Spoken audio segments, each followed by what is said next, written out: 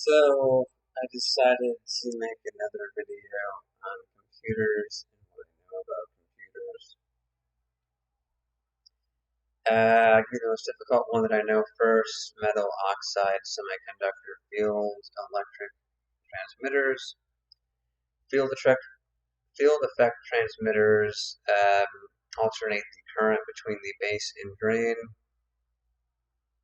That's the most difficult one that I know. To explain that a bit more, um, the metal oxide semiconductor field effect transistor. So you have the metal part of it, you have the oxide part of it, you have the semiconductor part of it, so not completely a conductor, not completely an insulator, and the field effect transistor. Okay, so that's my most difficult one I'm just showing off there. So to explain computing, you have magnetized and demagnetized strips, which create binary. So if you want to have a pixel on a screen on, that would be magnetized. And then if you want it off, that would be demagnetized, which is a 0. So one is on, which is magnetized, and then demagnetized is 0. So that's the basic behind computing, and then you also have other aspects of it building off the binary. Obviously, you have bits turning into bytes. 8 bits make a byte, and then you have kilo, mega, and gigabytes, which are thousand, millions, and billions of bytes. Accordingly, so yeah, computing is really interesting. If you're interested in software, Nvidia is a American company that outsources its materials.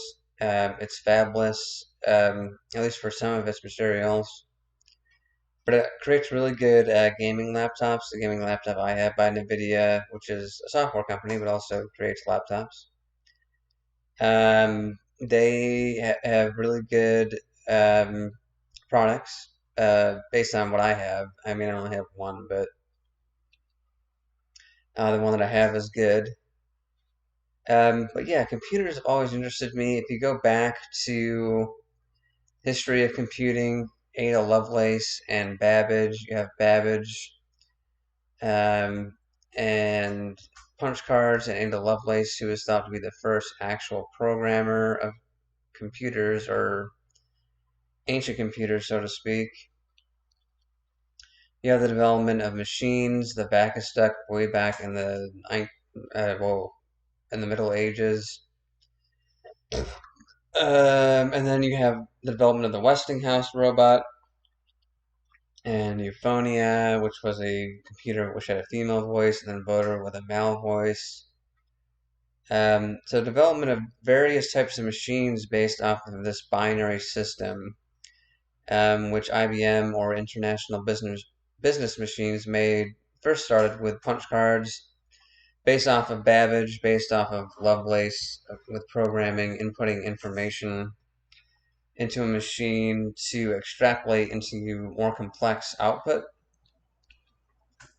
or output that is pleasing to the viewer, images and text and sound and so on and so forth.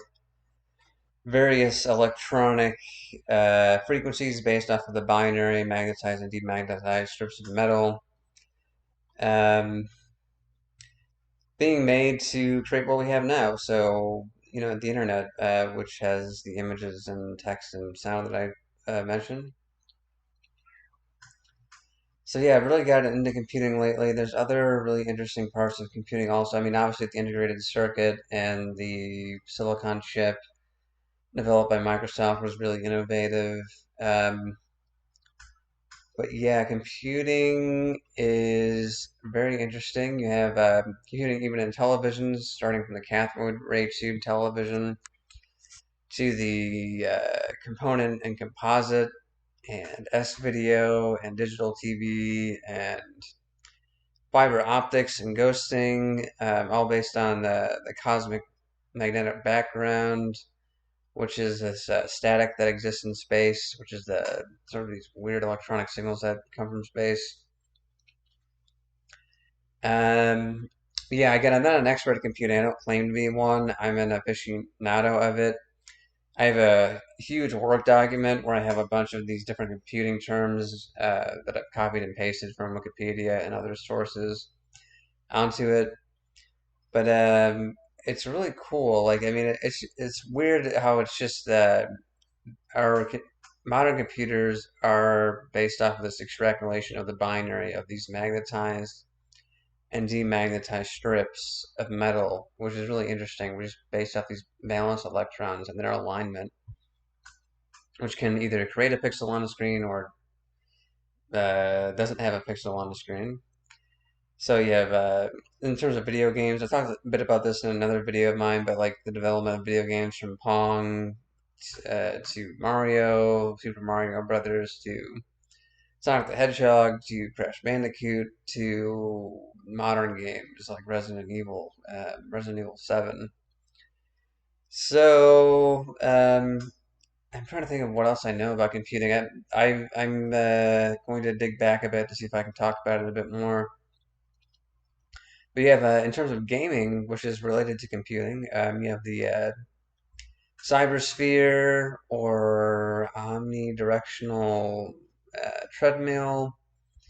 Cybersphere was a company which created this treadmill where one can engage in a virtual reality orb, and you can move in different directions in this orb to create movement of your character on the screen.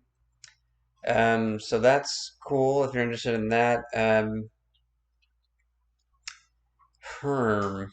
Uh, what else here? Um, so yeah, the omnidirectional treadmill by Cybersphere.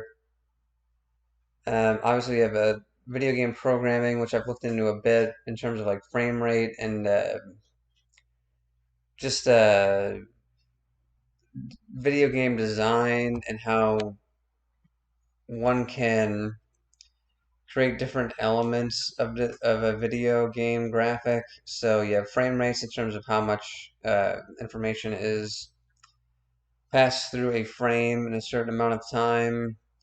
Processing power obviously is important, like flash processing for 16-bit and whatnot.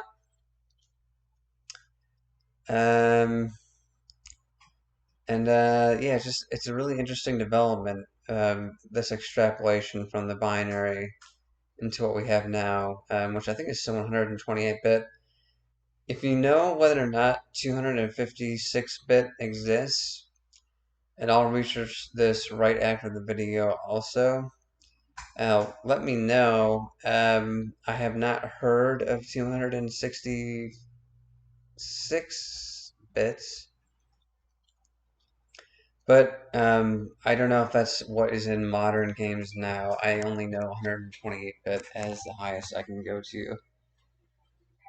Um, but yeah, computing is interesting. I'll have to look up some more lectures that talk about how video games are actually programmed in terms of how data is saved, how things are designed, um, frame rates, and graphic design, anti-aliasing, and lighting and shading, and all of that. So I'm going to end the video now as I've reached the limit of my knowledge on computing, but feel free to comment, feel free to like and subscribe. Thank you for watching, and have a good rest of the day.